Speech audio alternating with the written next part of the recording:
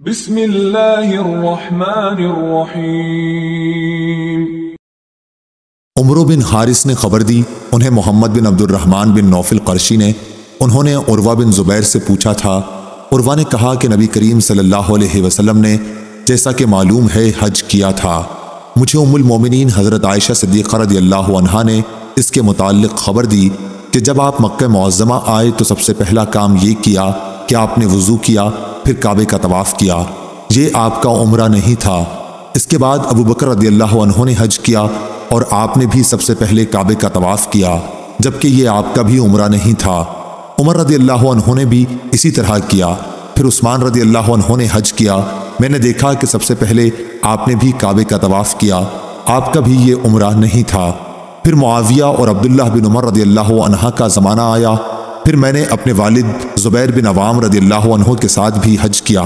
یہ سارے اکابر پہلے کعبے ہی کے طواف سے شروع کرتے تھے، جبکہ یہ عمرہ نہیں ہوتا تھا۔ اس کے بعد مہاجرین و انصار کو بھی میں نے دیکھا کہ وہ بھی اسی طرح کرتے رہے اور ان کا بھی یہ عمرہ نہیں ہوتا تھا۔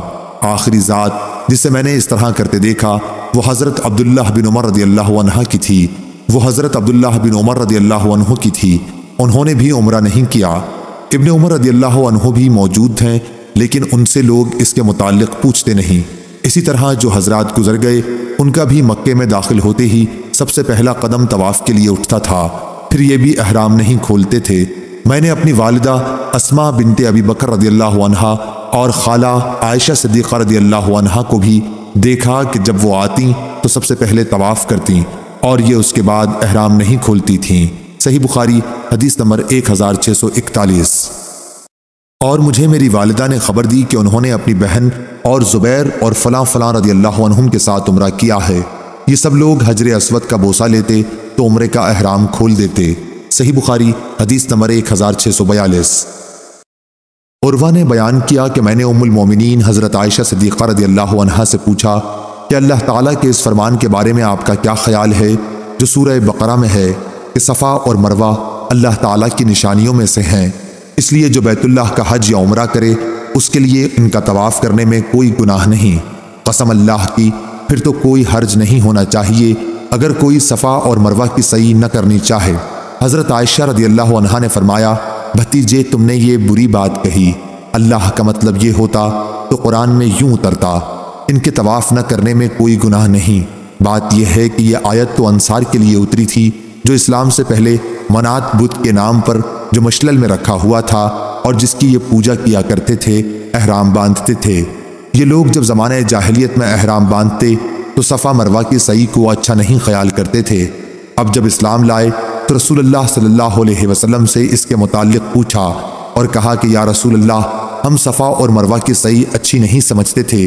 اس پر اللہ تعالیٰ نے یہ آیت نازل فرمائی کہ صفا اور مروہ دونوں اللہ کی نشانیاں ہیں، آخر آیت تک۔ حضرت عائشہ صدیقہ رضی اللہ عنہا نے فرمایا کہ رسول اللہ صلی اللہ علیہ وسلم نے ان دو پہاڑوں کے درمیان سعی کی سنت جاری کی ہے، اس لیے کسی کے لیے مناسب نہیں کہ اسے ترک کر دے۔ انہوں نے کہا کہ پھر میں نے اس کا ذکر ابو بکر بن عبد الرحمن سے کیا تو انہوں نے فرمایا کہ میں نے تو یہ علمی بات اب تک نہیں سنی تھی، بلکہ میں نے بہت سے اصحاب علم سے تو یہ سنا ہے، وہ یوں کہتے تھے کہ عرب کے لوگ ان لوگوں کے سوا جن کا حضرت عائشہ صدیقہ رضی اللہ عنہا نے ذکر کیا جو منات کے لیے احرام باندھتے تھے، سب صفا مروہ کا پھیرا کیا کرتے تھے۔ جب اللہ پاک نے قرآن شریف میں بیت اللہ کے طواف کا ذکر فرمایا اور صفا مروہ کا ذکر نہیں کیا تو وہ لوگ کہنے لگے، یا رسول اللہ صلی اللہ علیہ وسلم، ہم تو جاہلیت کے زمانے میں صفا اور مروہ کا پھیرا کیا کرتے تھے، اور اب اللہ نے بیت اللہ کے طواف کا ذکر تو فرمایا لیکن صفا مروہ کا ذکر نہیں کیا، تو کیا صفا مروہ کی سعی کرنے میں ہم پر کچھ گناہ ہوگا؟ تب اللہ نے یہ آیت اتاری، صفا مروہ اللہ کی نشانیاں ہیں، آخر آیت تک۔ ابو بکر نے کہا، میں سنتا ہوں کہ یہ آیت دونوں فرقوں کے باب میں اتری ہے، یعنی اس فرقے کے باب میں جو جاہلیت کے زمانے میں صفا مروہ کا طواف برا جانتا تھا، اور اس کے باب میں جو جاہلیت کے زمانے میں صفا مروہ کا طواف کیا کرتے تھے، پھر مسلمان ہونے کے بعد اس کا کرنا اس وجہ سے کہ اللہ نے بیت اللہ کے طواف کا ذکر کیا اور صفا مروہ کا نہیں کیا برا سمجھے، یہاں تک کہ اللہ نے بیت اللہ کے طواف کے بعد ان کے طواف کا بھی ذکر فرما دیا۔ صحیح بخاری حدیث نمبر 1643۔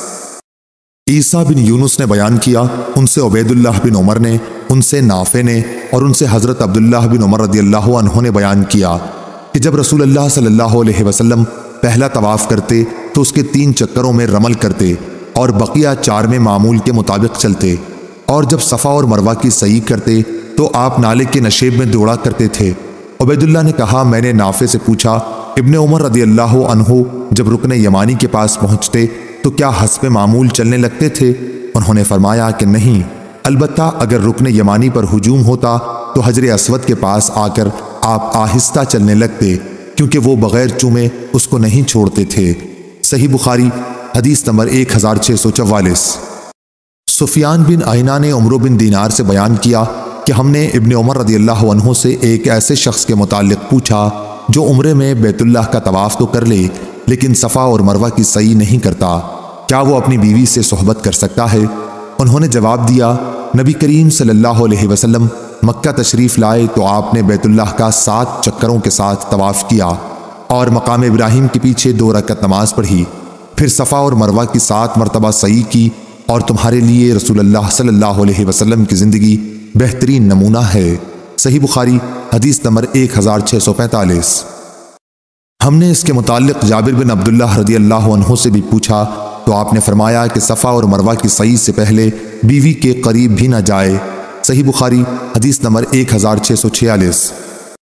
عمرو بن دینار نے خبر دی، کہا کہ میں نے عبداللہ بن عمر رضی اللہ عنہ سے سنا، آپ نے کہا کہ نبی کریم صلی اللہ علیہ وسلم جب مکہ تشریف لائے تو آپ نے بیت اللہ کا طواف کیا اور 2 رکعت نماز پڑھی، پھر صفا اور مروہ کی سعی کی۔ اس کے بعد عبداللہ نے یہ آیت تلاوت کی، تمہارے لیے رسول اللہ صلی اللہ علیہ وسلم کی زندگی بہترین نمونہ ہے۔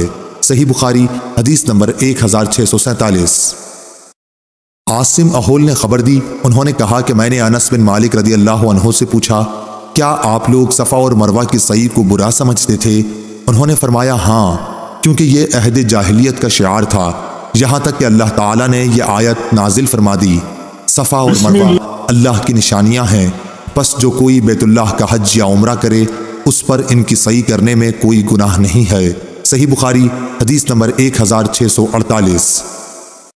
سفیان بن عیینہ نے بیان کیا، ان سے عمرو بن دینار نے، ان سے عطا بن ابی رباح نے اور ان سے عبداللہ بن عباس رضی اللہ عنہ نے کہ رسول اللہ صلی اللہ علیہ وسلم نے بیت اللہ کا طواف اور صفا مروہ کی سعی اس طرح کی کہ مشرکین کو آپ اپنی قوت دکھلا سکیں۔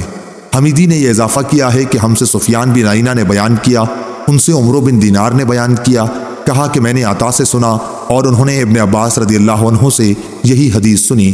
صحیح بخاری حدیث نمبر 1649۔